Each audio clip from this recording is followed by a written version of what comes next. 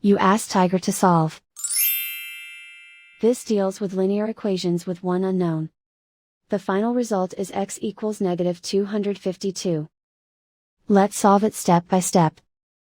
Group all constants on the right side of the equation. Subtract 42 from both sides. Group like terms. Simplify the arithmetic.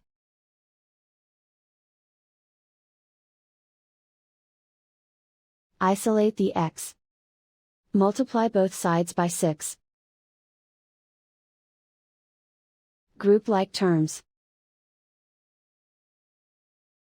Multiply the coefficients. Simplify the fraction.